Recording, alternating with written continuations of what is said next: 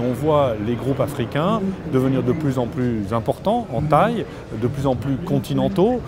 Au départ, vous voyez des groupes qui se constituaient autour d'un pays, autour d'une sous-région. Maintenant, les grands groupes bancaires africains sont de vrais groupes panafricains.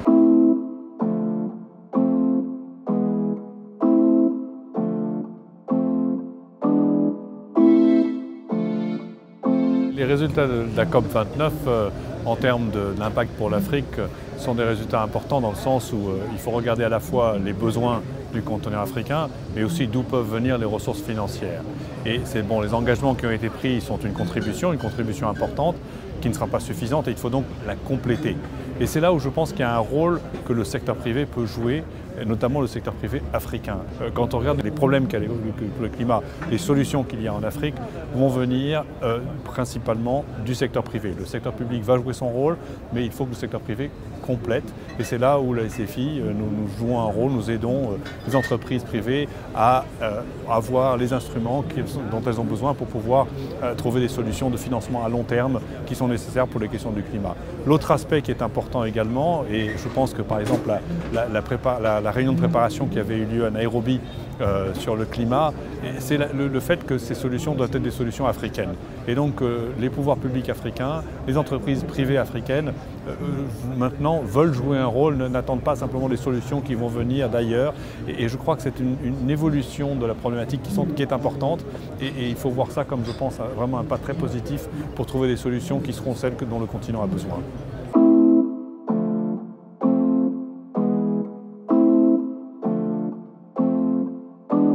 Je crois qu'il faut les deux. Les montants sont importants, donc je pense qu'aucune entité ou aucune source de financement ne sera suffisante, il faudra que tout le monde contribue. Et encore une fois, je pense que c'est en travaillant en parallèle, ou en travaillant de façon conjointe, que l'on va trouver les bonnes solutions. Le financement non continental, le financement étranger qui va venir sur le continent, ne viendra pas s'il ne voit pas en même temps que le continent africain est prêt à investir lui-même. Et j'allais dire un peu vice-versa, les investisseurs africains vont investir, mais vont avoir aussi besoin d'établir des opérations conjointes, d'obtenir du soutien d'autres partenaires non africains pour pouvoir trouver des solutions. Donc c'est vraiment des solutions, je crois, j'allais dire presque agnostiques en termes de géographie, mais où on a différents acteurs qui viennent et qui jouent leur rôle. Pour moi, l'aspect qui est important, c'est comment est-ce que l'on transforme les sources de financement qui ont tendance à être plutôt à court terme vers des solutions à long terme, des financements à long terme. Et là, je pense que nous pouvons jouer un rôle du côté de la SFI en faisant des opérations qui réduisent le risque, qui retirent une part du risque d'opération, qui encouragent les investisseurs à venir sur le long terme, notamment les investisseurs institutionnels. On parle beaucoup de fonds de pension, de fonds souverains. C'est très intéressant de voir qu'un certain nombre de fonds de pension africains commencent à s'intéresser aux questions de climat. Nous sommes nous-mêmes en dialogue avec un nombre de fonds souverains qui sont prêts à investir. Et donc c'est ce côté-là, je pense qu'il faudrait vraiment encourager.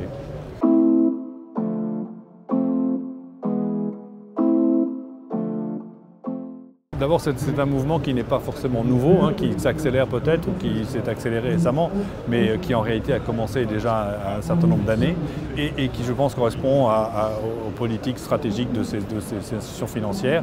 Maintenant, ce qu'il faut regarder, c'est que, d'accord, certaines banques se retirent, mais leur clientèle ne se retire pas, les opportunités ne se retirent pas, les besoins ne se retirent pas. Et en Afrique, il y a un vrai besoin de financement bancaire, de financement non bancaire. Et ce que je trouve qui est très intéressant, c'est de voir qu'une fois que certaines institutions se retirent, eh bien, il y en a d'autres qui sont tout à fait prêtes à prendre leur place. Et on voit les groupes africains devenir de plus en plus importants en taille, de plus en plus continentaux. Au départ, vous voyez des groupes qui se constituaient autour d'un pays, autour d'une sous-région. Maintenant, les grands groupes bancaires africains sont de vrais groupes panafricains qui sont dans 30 pays. Donc on a vraiment une reprise de ces opérations. Et ce qui est intéressant, c'est qu'évidemment des groupes qui viennent avec un background un peu différent, elles ont aussi des approches différentes. La connaissance du risque en Afrique, par les banques africaines, la perception, la connaissance est différente de ce que peut avoir un groupe européen, américain ou d'autres pays.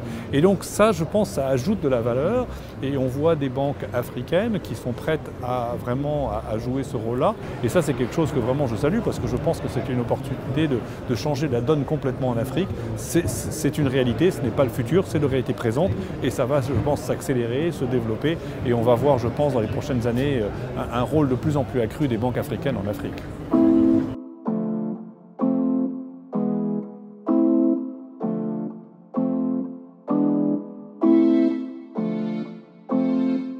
C'est un partenariat intéressant parce que d'un côté, nous, on veut soutenir les PME.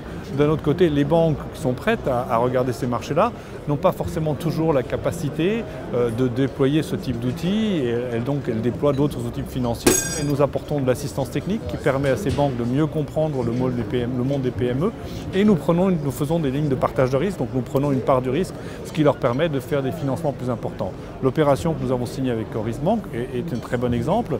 Nous avons déployé 80 millions d'euros pour 4 pays, des pays où les PME jouent un rôle très important, où elles ont un problème d'accès au financement qui est réel, et qui en même temps, quand on regarde ce qui se passe dans les pays, notamment les pays du Sahel, ce sont les entreprises locales, les petites entreprises locales qui portent l'économie, qui sont vraiment en train de jouer un rôle important. Donc il faut que dans un contexte qui peut être parfois compliqué, que l'on puisse les soutenir. Et notre partenariat avec Coris Bank est pour moi un excellent exemple de comment nous pouvons soutenir des PME à travers une institution bancaire comme ce groupe-là.